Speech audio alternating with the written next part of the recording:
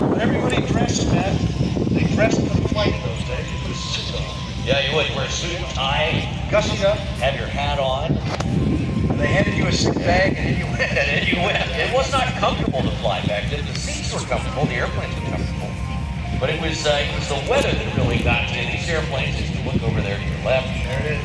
you'll see Flagship Detroit, a DC-3 built back in 1937. These airplanes could not lift themselves above the weather. They had to fly underneath the clouds, much like today where it's bumpy and wet. You feel every breath of movement in the air up there. It was a day like today where you had thunderstorms popping up, but it was the only way to travel. You had to get there quickly. This DC-3, the Flagship Detroit, you'll soon see it front and center.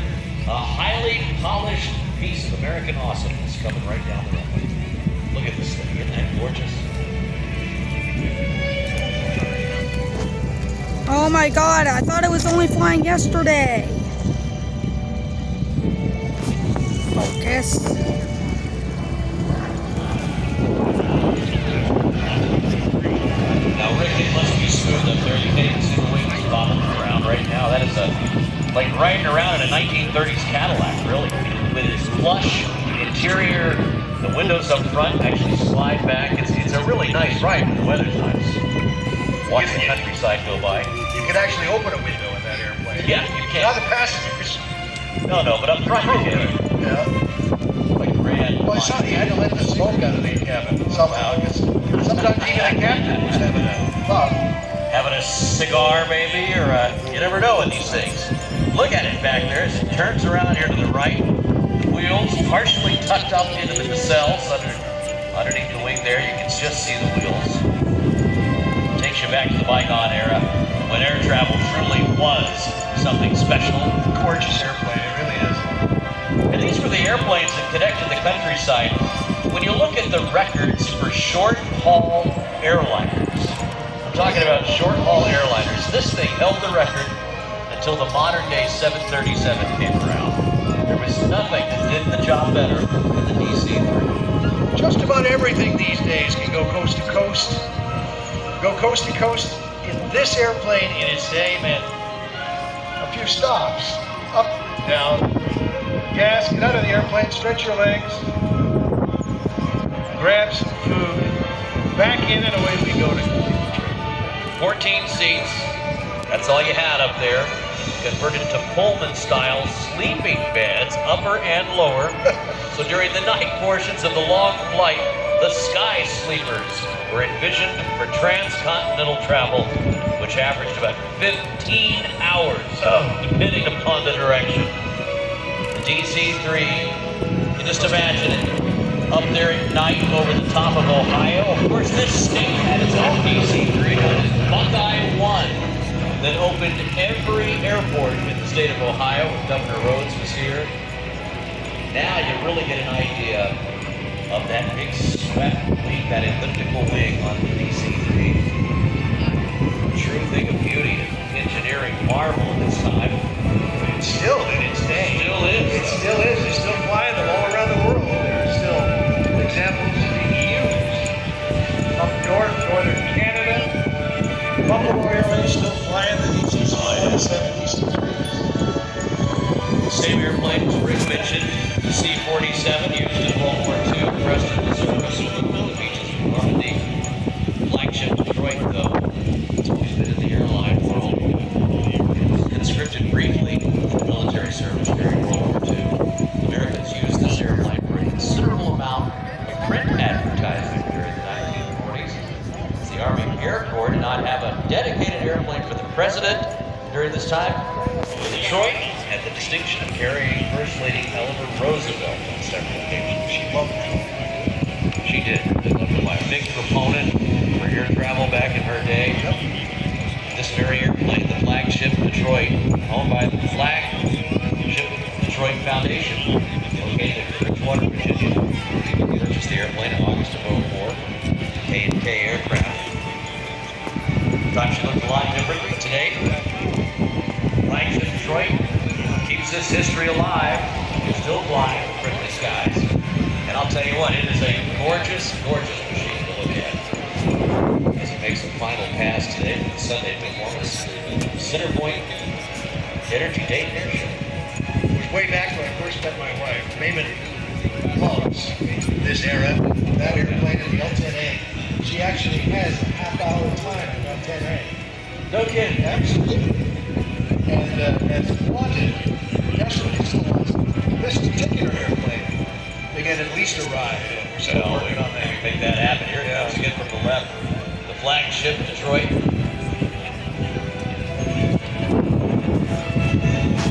Currently the oldest DC-3 in the world, still flying. The mechanics keeping it in excellent condition to complete these history missions. And as they like to say, show the tapper age today, the Flagship, Detroit. But keep in mind, this modern American marvel, the DC-3, I say modern because when it was built, still flying today in service of our great nation. Today, the ones that are still in active service actually have turboprop engines on them. But look at this thing of beauty coming here from the left.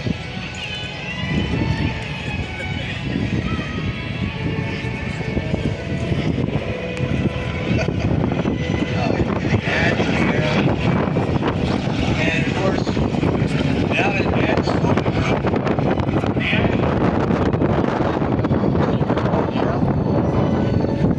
all polished up, colors that turn, and a lighter in his fuselage.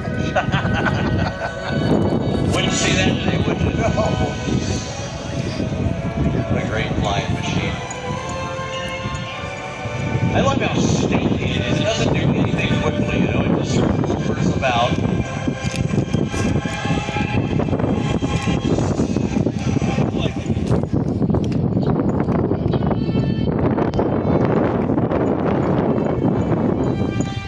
The guys that work on the airplane, though, they were happy to see it. It just needs more work for them afterwards, but it's a labor of love.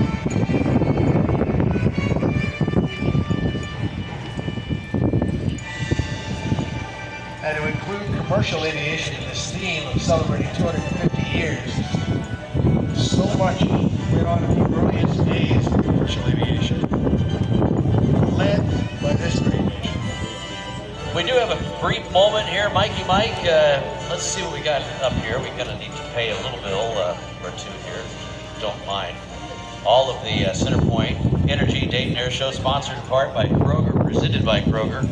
It's made possible by a whole host of other partners, and our good friend Mikey Mike here to tell us briefly about it as we're waiting here for the DC-3 to land. Yes, Mr. Matt, thank you. We'd like to thank Wright Brothers Aero, serving Dayton International Airport since 1977.